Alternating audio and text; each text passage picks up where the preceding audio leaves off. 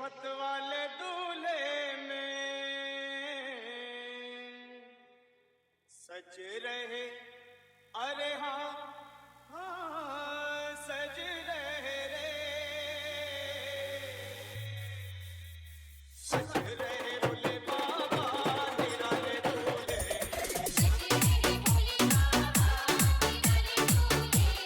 सज रहे बोले बाबा निराले दूल्हे,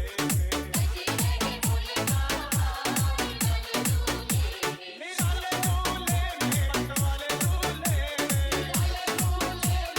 दूल्हे में हाँ, निराले दूल्हे में मतवाले दूल्हे में सज रहे बोले बाबा निराले दूल्हे, अरे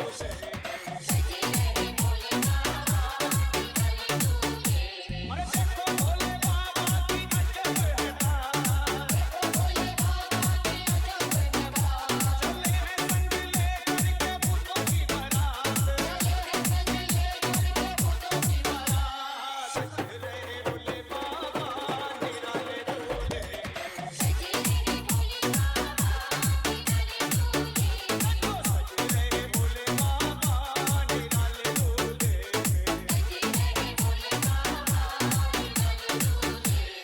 MKB.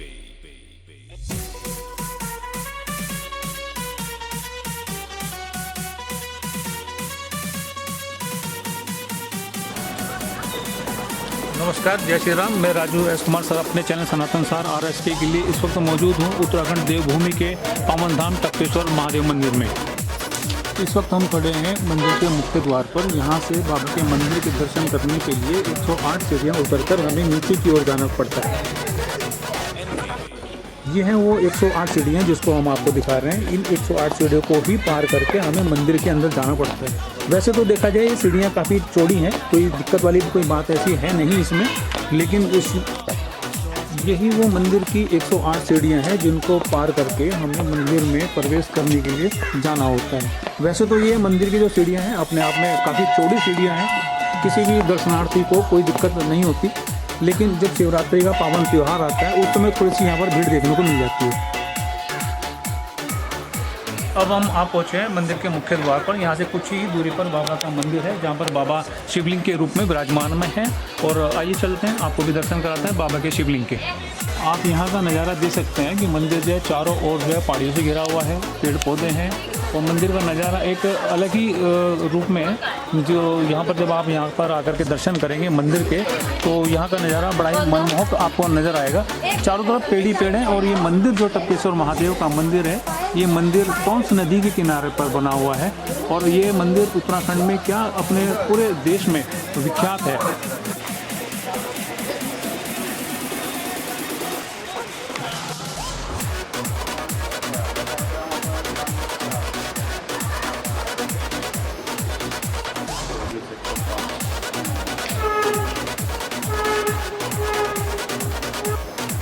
अब हमें नज़दीक मंदिर के प्रांगण में और मंदिर के प्रांगण के बाहर यहाँ सबसे पहले जो है अगर आपको दर्शन कराने के लिए लाएं तो यहाँ पर बाएं हाथ पे मंदिर की गुफा से पहले बाएं हाथ पे बाबा भैरव के आपको दर्शन करने के लिए मिलेंगे। और यहाँ बाबा भैरव के आप दर्शन कर सकते हैं। ये बड़ी अच्छी और मनमोहक गुफा है जहाँ आपको बाबा नज़र आएंगे अपने फूलों से सजे हुए, मालाओं से सजे हुए, और बाबा के चेहरे का एक अलग ही जो तेज है वो आपको देखने के लिए मिलेगा, जैसा कि आप दर्शनों में देख सकते हैं। अब हम बाबा की गर्भ गुफा के नज़दीक हैं, जहाँ पर आपको दर्शन कराने के लिए लेकर के चलते हैं, जहाँ बाबा शिवलिंग के रूप में विराजमान है। और ये गुफा जो है काफ़ी अनादिकाल से बहुत पुरानी गुफा है। आप देख सकते हैं गुफा का दृश्य कितना जो है बड़ा ही हट करके है। ये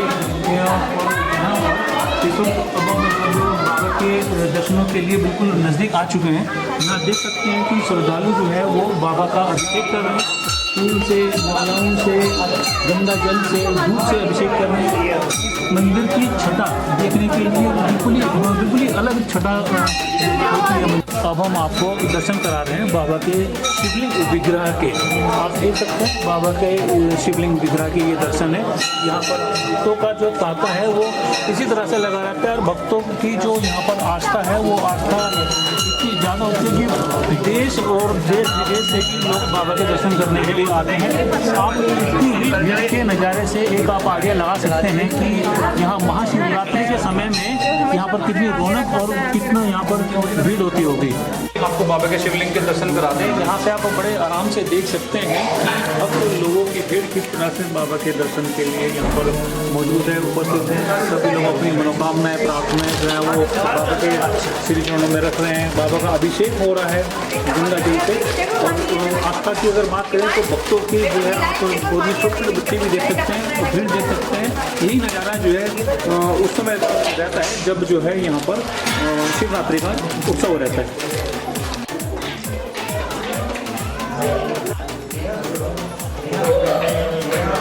इस वक्त हम हैं टपकेश्वर महादेव के मंदिर में और मुख्य शिवलिंग है यहाँ पर स्थापित है जो आदि अनादि काल से यहाँ पर स्थापित है।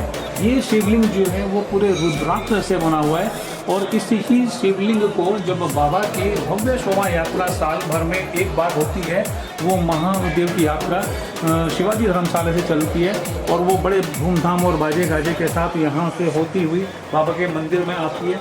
उस भव्य शोभा यात्रा में जो बाबा का जो ये रुद्राक्ष का शिवलिंग होता है, बाबा का यही रुद्राक्ष का शिवलिंग उस बाबा की भव्य शोभा यात्रा में मुख्य आकर्षण का केंद्र होता है। मैं इस वक्त हूँ टपकेश्वर महादेव के मंदिर के जो महंत साहब हैं उनके साथ, और महंत साहब से हम जानकारी जानना चाहेंगे जो टपकेश्वर महादेव मंदिर है उसके जो पौराणिक जो कथाएं हैं उसके बारे में। तो मैं महंत जी से आग्रह करूँगा कि वो उसके बारे में जो थोड़ा सा कुछ बताएँ। आप सभी दर्शकों का स्वागत है टपकेश्वर महादेव मंदिर में। और आप सब लोग टपकेश्वर महाराज का इतिहास जानने की इच्छुक है। और यहाँ का इतिहास इस प्रकार से है। जिस दौरान देवता लोग इस देवभूमि पे जागृत अवस्था में रमण भ्रमण किया करते थे, आप जैसे हम जैसे, उस दौरान देवता लोग इस गुफा में आके भगवान शिव का ध्यान किया करते थे। जब जब देवताओं पे कोई विपदा आई, कोई कष्ट आया, तब वो यहाँ भगवान शिव के शरणागत हुए और भगवान शंकर ने उन्हें भूमार्ग से प्रकट होके देवेश्वर के रूप में दर्शन दिए और उनका अनेकों बार कल्याण किए। जो 7 बहरी नदी धारा, ये धारा के बीच देवता लोग स्नान संध्या उस दौरान किया करते थे, तो उस दौरान इस नदी का नाम भी देवधारा रहा। ये देवेश्वर, ये नदी देवधारा। देवताओं के बाद यहाँ ऋषि लोग आए। ऋषियों ने यहाँ तपस्या की। उनकी तपस्या से प्रसन्न होकर भगवान शिव ने उन्हें भी तपेश्वर के रूप में दर्शन दिए और उनका भी अनेकों बार कल्याण किया। क्योंकि देवताओं की देवभूमि और ऋषियों की तपोभूमि उत्तराखंड। उसी दौरान फिर हिमालय का पूरा भ्रमण करते हुए गुरु द्रोणाचार्य जी इस गुफा में आए अपनी पत्नी के साथ। उनकी पत्नी भी साथ में थी, माता कृपी। और उन्होंने यहाँ महाभारत से पहले 12 साल तपस्या की, तपस्या आरंभ की। और एक रोज़ वो भी आया, शाम के समय द्रोण ने स्नान कर लिया और फिर शिवलिंग के सामने ध्यानस्थ हुए। उसी दौरान 100 सूर्यों के समान जो शिवलिंग है वहाँ से प्रकाश निकला। द्रोण उस प्रकाश को आंखें बंद होने के बावजूद भी अपनी आंखों से झेल नहीं पा रहे थे। तब द्रोण ने मन ही मन भगवान शंकर से प्रार्थना की कि हे प्रभु, मुझे आप सौम्य रूप में दर्शन दें। तब वो जो 100 सूर्यों के समान जो प्रकाश था इस स्वयंभू शिवलिंग में विलीन हो गया और स्वतः भूमार्ग से भगवान शंकर स्वयं प्रकट हुए सौम्य रूप में और कहा, हे द्रोण, हम तुम्हारी तपस्या से प्रसन्न हैं, जो वरदान मांगना चाहते वरदान मांगो। तब द्रोण ने विश्व कल्याण, विश्व शांति हेतु भगवान शंकर से धनुर्विद्या का ज्ञान मांगा। कहा जाता है भगवान शंकर रोज मध्य रात्रि को भूमार्ग से प्रकट हुआ करते थे और एकांत में आचार्य द्रोण को अस्त्र शस्त्र के बारे में, धनुर्विद्या के बारे में रोज एक पाठ यहाँ पढ़ाया करते थे। ऐसा करते उन्हें संपूर्ण धनुर्विद्या का ज्ञान भगवान शंकर से प्राप्त हुआ। अंत में भगवान शंकर ने प्रसन्न होकर द्रोण को अस्त्र शस्त्र भी प्रदान किए और कहा, हे द्रोण, कलयुग में ये नगर, ये परिसर, ये सब तुम्हारे नाम से जाना जाएगा। जब भक्त लोग देहरादून आते हैं, प्राचीन नाम है इसका द्रोण नगरी, द्रोण नगरी आ जाते हैं, उसके बाद द्रोण गुफा में आते हैं। द्रोण गुफा में आने के बाद भगवान शंकर के यहाँ दर्शन होते एवं आशीर्वाद प्राप्त होता है। गुरु द्रोण ने ये अस्त्र शस्त्र का ज्ञान भगवान शंकर से प्राप्त किया। बाद में उन्होंने कौरव पांडवों को भी इसी क्षेत्र में शिक्षा दीक्षा दी और 2 सेना का निर्माण किया। बाद में उनकी पत्नी माता कृपी ने पुत्र की इच्छा जताई। द्रोण बोले, प्रिय, हमारे प्रारब्ध में संतान है ही नहीं, भगवान शिव की कृपा हो तो असंभव से भी संभव हो सकता है, ये हो सकता है। फिर खांसी हो गई। फिर ये तो इन 2 दंपतियों ने यहाँ भगवान शिव की तपस्या की। बोले, भगवान शिव की कृपा हो तो असंभव से भी संभव हो सकता है, और उनकी तपस्या से भगवान शंकर प्रसन्न हुए, पुत्र प्राप्ति का आशीर्वाद प्राप्त हुआ। 9-10 महीने बाद माता कृपी के गर्भ से एक हष्ट पुष्ट बालक ने जन्म लिया। जन्म लेते ही उस बालक के मुख से अश्व के समान आवाज निकली। तो उस दौरान यहाँ जो ऋषि महात्मा लोग थे, उन्होंने उस बालक का नाम अश्वत्थामा रखा। माता कृपी बच्चे को दूध पिलाने की कोशिश कर रही है, लेकिन माता कृपी के पास एक बूंद भी दूध नहीं था। आप करें तो करें, क्या करें। ये रोज चावल पकाया करते थे और ऊपर का माड़ निकाल के पेड़ के पत्तों से पिला पिला के उसे बड़ा किया। क्योंकि इस गुफा में और भी अन्य ऋषि लोग भी तपस्यारत थे। ऊपर की ओर घास फूस की कुटिया बना के रहा करते थे अपने परिवार के साथ। सुबह सुबह उनके परिवार, उनकी पत्नियां ऋषि कुमार गुफा में आया करते थे और अश्वत्थामा के साथ वो बच्चे खेला करते थे। धीरे धीरे वो भी बच्चे बड़े हुए, अश्वत्थामा भी बड़े हुए, चावल का पानी पीते हुए। और एक रोज़ उन बच्चों के साथ खेलते हुए उनकी कुटिया में चले गए। वहाँ उन बच्चों ने अश्वत्थामा को एक बड़े पत्थर पे बिठा दिया और वो अपने अपनी कुटिया में गए, अपने अपनी माता का दूध पान करने लगे। अश्वत्थामा को लगा कि विलम्ब क्यों हुआ जा रहा है। उस कुटिया में जाते और उन बच्चों को देखते कि अपने अपनी माता की गोद में लेटे हुए। अश्वत्थामा को आश्चर्य होता, पता नहीं क्या करते होंगे। तब उनकी माताओं ने अश्वत्थामा को, बच्चों को ढक दिया और पल्लू से ढक दिया और सहलाते हुए उसे दूध पान कराने लगी।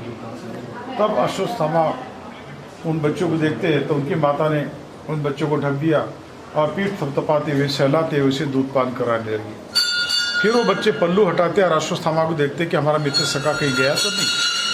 फिर उनकी माता उनके माथे पर हल्का सा हाथ मारती और ढक देती और दूध पान कराती। अश्वत्थामा को लगता है कि मैं प्रथम बार आया हूँ, इसलिए इनकी माताएं नाराज़ हुई। फिर वहाँ से अश्वत्थामा एक पेड़ के नीचे चले जाते हैं।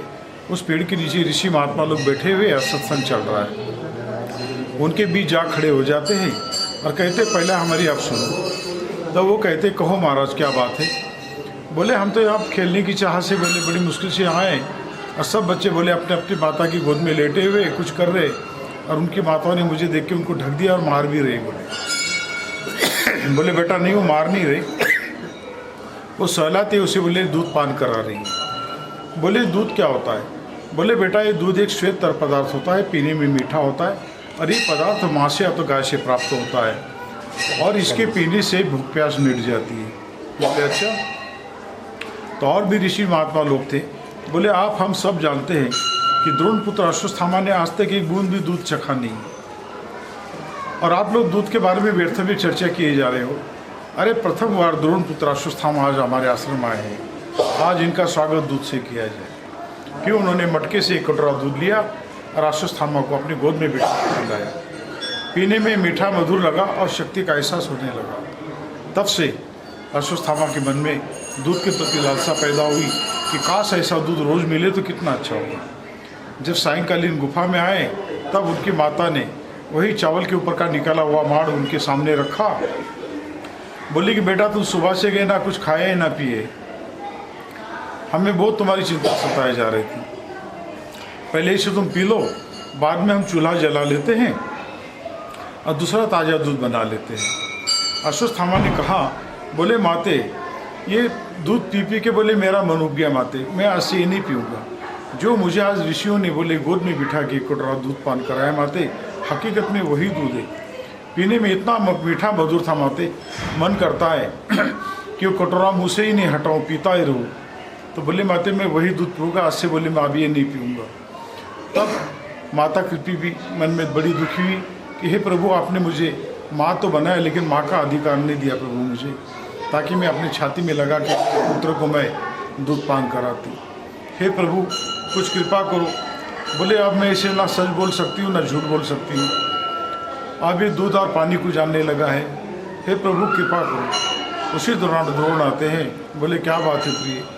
बोले स्वामी अब हमारा बेटा बड़ा हो चुका है, अब ये दूध और पानी को जानने लगा है, अब इससे अधिक झूठ बोलना ठीक नहीं होगा।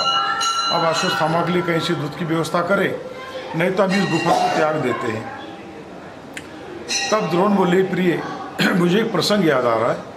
जिस दौरान हम हिमालय की ओर प्रथम बार प्रस्थान किए थे, तब आधे रास्ते विदा करते हुए हमारे मित्र सखा द्रौपद ने हमें वचन दिया था कि तपस्या के दौरान तुम्हें मित्र कोई ज़रूरत पड़े तो तुम मुझे याद करना, क्योंकि वो संपन्न घराने से थे, राजघराने से थे। तो बोले 6-7 दिन में मेरे घुड़सवार आएंगे और आप जहाँ पे भी हो आपकी ज़रूरत पूरी करेंगे।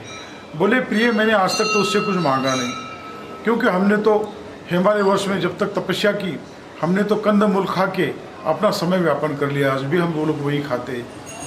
तो बोले प्रिय अब मैं यहाँ से हस्तिनापुर की ओर प्रस्थान करता हूँ, क्योंकि हमारे मित्र सखाब राजा बन चुके हैं। इसी बहाने जाता हूँ, बड़ी खुशी हुई। अब मैं इसी बहाने जाता हूँ और उन्हें राजाभिषेक के उपलक्ष्य में बधाई भी दे देता हूँ और उनसे मिल भी लेता हूँ और एक गाय भी ले आता हूँ। माता कृपा से कहा और उन्होंने हस्तिनापुर की ओर प्रस्थान किया और वहाँ गए, राजन को बधाई दी और अपना तपस्या का वृत्तांत सुनाने लगे। तपस्या का वृत्तांत सुनते सुनते राजन बड़े मनी मन प्रसन्न हुए, आप प्रसन्न हुए कि ये जब से आए हुए तब से बोले भगवान शिव शिव शिव शिव रटे जा रहे हैं। बोले अरे द्रोण बोले बस कर, बोले जब से आया है तब से और कोई बात नहीं। बोले तो भगवान शंकर शंकर ही रटे जा रहा है। अरे जब तुम हिमालय वर्ष में भटक रहे थे तुम्हें ऋषि के रूप में भगवान शंकर मिले और इस गुफा के बारे में तुमको अवगत कराया, तुम वहाँ गए, तुमने तपस्या की, तुम्हें अस्त्र शस्त्र का ज्ञान प्राप्त हुआ और अवश्य विश्व का कल्याण होगा, विश्व में शांति स्थापित होगी। भगवान शंकर दयालु हुए, कृपालु हुए। तुम संतानहीन थे, तुमने तपस्या की, तुम्हें अश्वत्थामा नामक पुत्र प्राप्त हुआ है। जब भगवान शंकर इतने दयालु और कृपालु हुए तो तुम यहाँ मेरे पास किस लिए आए हो? अरे वहीं तुम चले जाओ, उन्हीं कंदराओं में चले जाओ, गुफा में चले जाओ, वहीं जाके तपस्या करो। भगवान शंकर ये भी तुम्हारी इच्छा पूर्ण कर देगा। क्योंकि राजा बनने पे द्रौपद को अभिमान हुआ था, तो अभिमानवश दिया हुआ मित्र को वचन भी भूल गए और उनका सम्मान करना भी भूल गए और गाय देने से भी मना कर दी। और द्रोण निराश होकर इस गुफा में आए। गुफा में आते ही आकाशवाणी हुई कि हे द्रोण, अश्वत्थामा भगवान शंकर का दिया हुआ प्रसाद है, उसकी रक्षा स्वतः शंकर भगवान करेंगे। अश्वत्थामा से कहे कि वो भगवान शिव की तपस्या करे। तब अश्वत्थामा ने इसी गुफा में भगवान शिव का शिवलिंग के सामने जा खड़े हुए और बोले हे भगवान, जब तक आपके दर्शन नहीं होंगे तब तक मैं यहाँ से हटूंगा नहीं, और जब तक मुझे दूध प्राप्त नहीं होगा तब तक मैं एक पाँव के बल पे खड़ा हूँ, तब तक मैं एक पाँव धरती पे रखूँगा नहीं। तपस्या करते करते 6 मास व्यतीत हुए। भक्तियों घाटियों के साथ तपस्या करते रहे और भगवान शंकर पूर्णमासी के रोज उनकी तपस्या पूर्ण हुई और भगवान शंकर ने भूमार्ग से प्रकट होकर उन्हें साक्षात दर्शन दिए पूर्ण रूप से पूर्णिमा के रोज और उन्हें दूध प्राप्ति का वरदान दिए, आजरामरता का वरदान दिए। तथास्तु कहा तो तब अश्वत्थामा उनके चरणों में लेटे हुए थे और तथास्तु का भगवान शंकर ने उनके माथे पे हाथ रखा और भगवान शंकर भूमार्ग में विलीन हुए और अश्वत्थामा उनके चरणों में ही लेटे हुए हैं। और उसी क्षण गुफा वो गौ के थन का आकार लेती है और वहीं से दूध की धारा आती है और अश्वत्थामा के माथे पे गिरने लगती है। तब अश्वत्थामा चेत जाते हैं कि ये अचानक ही चमत्कार क्या है कि एक श्वेत पदार्थ नीचे आ रहा है और बहता हुआ नदी की ओर भी जा रहा है, इसे देखा जाए, नदी नहीं तो ये नदी में विलीन हो जाएगा। तब अश्वत्थामा उस पदार्थ को उठाते हैं और अपना चरणामृत करते, आँखों में लगाते, माथे पे चढ़ाते हैं। तो जो ऋषियों ने उन्हें दूध का स्वाद चखाया था वही उसमें उनको स्वाद आने लगा। तब उन्हें अटूट विश्वास हुआ कि भगवान शंकर ने मेरे लिए ही ये दूध प्रकट किया है। तब अश्वत्थामा ने उस दूध को जी भर के पिया और अपनी भूख प्यास मिटाई। बाद में जब तक गुफा में रहे तब तक दूध का आनंद लेते रहे। भगवान शिव का जे तो तपस्या करते रहे और बाद में जे तो ये दूध का सिलसिला चलता रहा और अश्वत्थामा दूध पीते रहे और पिता के साथ कंधे में कंधा मिला के अस्त्र शस्त्र का ज्ञान भी प्राप्त करते रहे, क्योंकि उनके गुरु उनके पिता ही थे। बाद में दूध का सिलसिला कलियुग तक चलता रहा और बाद में ये लोग भगवान शिव का आशीर्वाद लेके महाभारत की ओर भी चल दिए। समय के साथ चलना होता है, यहाँ से चल दिए। बाद में दूध का सिलसिला कलियुग तक चलता रहा। तब तक ये शिवलिंग दूधेश्वर के नाम से विख्यात रहा। कलियुग के लगते ही उस दूध का गलत इस्तेमाल होना, भगवान का नाराज होना और वो दूध था वो पानी रूप में बदल जाना, क्योंकि बीच का काल ऐसा गया कि जितने भी लोग यहाँ पे दूध पीने के पी रहे थे और कलियुग के वश में जो हुए थे वो दूध पीने में मस्त रहने लगे। पूजा मार्ग से और लोग विमुख होने लगे, क्योंकि जिन्होंने दूध पिया उनका बल बढ़ गया था। सच्चे भक्तों का गुफा में आना बंद हो गया था।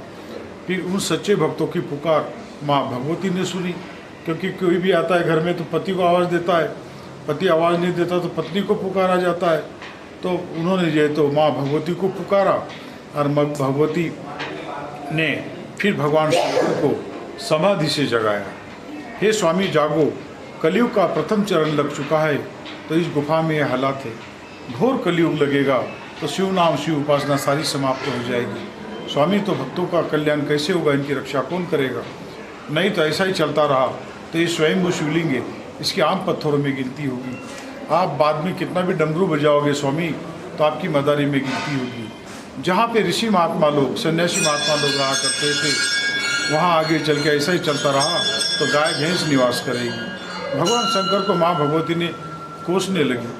तब भगवान शंकर समाधि से जाग जाते हैं और इस गुफा की ओर देखते हैं तो शिवलिंग पूजा रही थे, लोग दूध पीने में मस्त है। सच्चे भक्त लोग भगवान शंकर को पुकार रहे। ये दृश्य देख के भगवान शंकर ने उस दूध को अपनी योग माया से पानी रूप में बदल दिया और यहाँ जल आने लगा। असुबाई जो स्वार्थी लोग थे ये देखते कि उनके पात्र में जल भरा हुआ है, 2 दिन रुक के देखा, भूखे तो रहा नहीं जाएगा। फिर उन लोगों ने इस गुफा को त्याग दिया, वो लोग चले गए और सच्चे भक्त लोग रोज़ आके बाहर खड़े रहा करते थे। तो देखते कि अंदर बड़ी शांति है, आवाज़ शोरगोल कुछ भी नहीं। तब वो भक्त लोग अंदर आए और देखते कि गुफा से मोटी जल की बूंद बनती है और शिवलिंग के ऊपर टपकती है। उसी आवाज़ को सुन के उन भक्तों ने टपकते हुए जल को देखते हुए और सुनते हुए तब उन भक्तों ने टपकेश्वर के नाम से इस स्वयंभू शिवलिंग का जय घोष किया। तब से लेकर आज तक ये स्वयंभू शिवलिंग टपकेश्वर के नाम से आज जाना जाता है और स्वयंभू शिवलिंग होने के कारण इसकी विशेष मान्यता है। पूरे भारतवर्ष से यहाँ भक्त लोग आते हैं। जैसे द्रोण की, माता कृपी की, अश्वत्थामा की, जैसे भगवान शंकर ने इच्छा पूर्ण की, जो उनकी माता पूर्ण नहीं कर पाई वो भगवान शंकर ने गुफा से दूध की धारा बहा के उस बच्चे की भूख प्यास मिटाई। इसी तरह जो भी भक्त यहाँ आता है टपकेश्वर भगवान के दर्शन करता है और उनका पूजन करता है, एक पल के लिए ध्यान लगाता है, भगवान शंकर प्रसन्न होते हैं और पात्रता अनुसार उनकी मनोकामना पूर्ण करते हैं। आज भी पूरे भारतवर्ष से भक्त लोग यहाँ आते हैं और टपकेश्वर महाराज का दर्शन करते हैं, आशीर्वाद प्राप्त करते हैं। महाशिवरात्रि भी यहाँ बड़े धूमधाम से मनाई जाती है। यहाँ मेले का भी आयोजन होता है और सावन मास तो बहुत धूमधाम से मनाया जाता है। सावन मास में भी यहाँ एक विशेष भगवान टपकेश्वर महाराज की भव्य शोभा यात्रा का भी आयोजन होता है। उस यात्रा में यहाँ भगवान टपकेश्वर महाराज जी जिन जिन रूपों में दर्शन दिए उन रूपों को बनाया जाता है, उतनी पालखियाँ बनती है। भगवान शंकर के इतने स्वरूप बने, तिथि के अनुसार उन स्वरूपों का यहाँ शिवलिंग के ऊपर श्रृंगार भी रोज होता है। क्योंकि त्रयोदशी के रोज जो आपने यहाँ पे रुद्राक्ष का जो स्वरूप देखा वो टपकेश्वर महाकाल हमने बनाया था उसे देवेश्वर के नाम से, लेकिन टपकेश्वर महाकाल का रूप उन्होंने धारण किया है और ये हर माह की त्रयोदशी पे इनका श्रृंगार होता है। तो 23 त्रयोदशी तो यहाँ श्रृंगार के रूप में होती है और एक त्रयोदशी रक्षाबंधन से 2 दिन पहले यहाँ पे देहरादून में इनका विशाल शोभा यात्रा का आयोजन होता है। उसमें भगवान देवेश्वर भी होते हैं, तपेश्वर भी होते हैं, दुधेश्वर भी होते हैं, टपकेश्वर भी होते हैं और सभी देवी देवताओं की झांकियाँ एवं पालकियाँ निकाली जाती है और पूरा देहरादून उस रोज बहुत एक त्यौहार की तरह यहाँ पर्व मनाया जाता है। और हरिद्वार कुंभ के बाद सबसे बड़ा आयोजन ये उत्तराखंड में होता है। तो सावन मास में भी आप लोग आए, चाहे यात्रा में आए, चाहे भगवान शंकर के जब भी देहरादून आए तो इनका अवश्य आप लोग दर्शन करें, एवं आशीर्वाद प्राप्त करें। आप लोगों को भगवान टपकेश्वर महाराज की आप पे सदैव कृपा बनी रहे। अकाल मृत्यु वो मरे, जो काम करे चंडाल का, काल उसका क्या करे, जो भक्त हो टपकेश्वर महाकाल का। जो भी टपकेश्वर भगवान का पूजन करता है, इनकी आराधना करता है, टपकेश्वर महाराज उसकी सभी तरह से मनोकामना पूर्ण करते हैं और कष्ट रहित होकर भक्त इस गुफा से बाहर जाता है। आप लोग जब भी आए अवश्य आके टपकेश्वर महाराज का दर्शन करें एवं आशीर्वाद प्राप्त करें। हरि महाराज जी के आपने दर्शन किए। महाराज जी ने बड़े विस्तार से टपकेश्वर महादेव की जो महिमा है उसके बारे में जो है आपको बताया। आपने अब मेरे चैनल पे इसकी आप देख ही रहे होंगे, सुन रहे होंगे। महाराज जी ने वो सारी बातें बताई हैं मंदिर के बारे में जो शायद ही विस्तार से किसी को पता होंगी और किसी चैनल पे रही होंगी। और महाराज जी ने हमने जब अनुरोध किया तो महाराज जी ने हमारा अनुरोध बड़ा प्यार से, बड़े प्रेम से स्वीकार किया और बड़े विस्तार से इस मंदिर की महिमा के बारे में महाराज जी ने बताया। इसके लिए हम महाराज जी का अत्यंत आभार व्यक्त करते हैं। उन्होंने अपना कीमती समय निकाला और इतने कीमती समय निकाल करके उन्होंने मंदिर की इतनी गहरी और इतनी विस्तार भरी बातों को हमें बताया। और हमें ये आशा है कि हमारे चैनल के माध्यम से आप लोगों को ये विस्तार से इस मंदिर के बारे में सारी की सारी जानकारियाँ मिल गई होंगी। और मेरा ये भी है कि जब भी आप देहरादून आए या देहरादून के वासी हैं या बाहर से आते हैं तो मंदिर में आएँ, बाबा के दर्शन करें और महाराज जी के से भी अपना आशीर्वाद प्राप्त करें। मैं फिर से महाराज जी का एक बार जो है दिल से और हार्दिक धन्यवाद करता हूं और अपने कैमरामैन मोहित भाई की तरफ से भी हार्दिक धन्यवाद करता हूं और सभी टपकेश्वर के जो यहाँ पर संत लोग हैं उनको भी मैं प्रणाम करता हूँ। हरिओम हरिओम। ये 6500 साल पुराना ये स्थान है। मैं भूल गया था आप लोगों को बताऊं, क्योंकि महाभारत का इतिहास मैंने आपको बताया और हमारे हिमालय वर्ष में केदार बाबा का महाभारत के बाद का है। इसमें छोटा बड़ा कुछ नहीं। केदार बाबा है, पशुनाथ पशुनाथ है, 12 ज्योतिषलिंग है, सबकी महिमा अलग अलग महिमा है। लेकिन ये स्थान इतना प्राचीन है कि ये 6500 साल पुराना है। और आप लोग आए पूरे भारतवर्ष में भगवान शंकर की जहाँ जहाँ छटा है, जहाँ जहाँ शिवलिंग है, और सदैव आजीवन मनुष्य को भगवान शिव की आराधना करनी चाहिए, तभी कल्याण होता है और तभी मोक्ष प्राप्त होता है। हमने आपको जो है मंदिर में जो गर्भ गुफा है, गर्भ गुफा में जो बाबा जो शिवलिंग के रूप में विराजमान है वहाँ के हमने आपको पहले के दर्शन करा रहे थे। अपने पास से दर्शन करा रहे हैं और अभी मंदिर जिसे हमने साक्षात्कार भी लिया और साक्षात्कार लेने के बाद मंदिर की जो गर्भ गुफा है इस गर्भ गुफा से जो है बाहर निकलेंगे।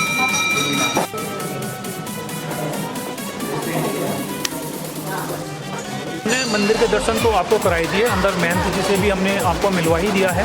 अब हम मंदिर के दर्शन करने के बाद मंदिर के अंदर से जब बाहर आए हैं तो ये वो टोंस नदी है जिस टोंस नदी का हमने जिक्र किया था। ये टोंस नदी बरसात में बड़ा ही भयंकर स्वरूप ले लेती है और आप अगर सामने पहाड़ों की ऊपर तस्वीरें देखें तो वहाँ पर इसका बहाव इतना तेज रहता है कि ये भी लगभग पहाड़ आधे पहाड़ जो है उसके ढकान में आ जाते हैं। तो मेरा एक अपने चैनल के माध्यम से दर्शकों से अनुरोध भी है और अपील भी है कि जब वो बरसात के बाद यहाँ पर आएँ तो थोड़ा सा ध्यान रखें, क्योंकि कभी कभी क्या होता है कि जब ऊपर पहाड़ों में बारिश हो रही होती है और दर्शक लोग यहाँ आए हुए होते हैं, श्रद्धालु लोग यहाँ पर आए हुए होते हैं और इस नदी में थोड़ा नहाने की कोशिश करते हैं या थोड़ी देर रुकते हैं तो कई बार बहाव बड़ी तेज़ आ जाता है। वैसे बहाव वाली स्थिति में पानी जो है अपने साथ आपको भागर के ना लेके चला जाए, उस चीज़ का भी आप विशेष रूप से ध्यान रखें और इस टोंस नदी के पानी का और नहाने का यहाँ पर अपना आनंद ले सकते हैं। अभी हम मंदिर के दर्शन करके बाहर आ चुके हैं। ये मंदिर का जो है वो प्रांगण है, जहाँ पर आप देख सकते हैं कि यहाँ पर पूजा पाठ की सामग्री की बहुत सारी दुकानें हैं। जब भी कभी आप देहरादून में टपकेश्वर महादेव के दर्शन करने के लिए आएँ तो यहाँ आएँ, बड़े आराम से आपको प्रसाद भी मिलेगा और खाने की भी जो दुकानें हैं, रेस्टोरेंट्स हैं, वो भी आपको यहाँ पर मिलेंगे। और यहाँ की जो पार्किंग व्यवस्था है, पार्किंग व्यवस्था भी काफ़ी अच्छी है, काफ़ी बड़ी पार्किंग व्यवस्था है। व्यूज़ जो है मैंने आपको चारों तरफ का दिखा दिया है। तो आपका स्वागत है उत्तराखंड देवभूमि के टपकेश्वर महादेव मंदिर में। ये है टपकेश्वर महादेव मंदिर का पार्किंग स्थल। आप कैमरे की नज़र से देख सकते हैं पार्किंग स्थल काफ़ी बड़ा है और इस पार्किंग स्थल के बीचों बीच टपकेश्वर महादेव महाराज की एक विशालकाय जो है वो मूर्ति लगी हुई है, जो यहाँ पर एक बड़ा ही आकर्षण का केंद्र बनी हुई है। दर्शक यहाँ पर आते हैं, बाबा के दर्शन भी करते हैं। बाबा के दर्शन करने के बाद जिन लोगों को अपनी सेल्फी लेने की इच्छा होती है वो बाबा के साथ अपनी सेल्फी भी ले सकते हैं।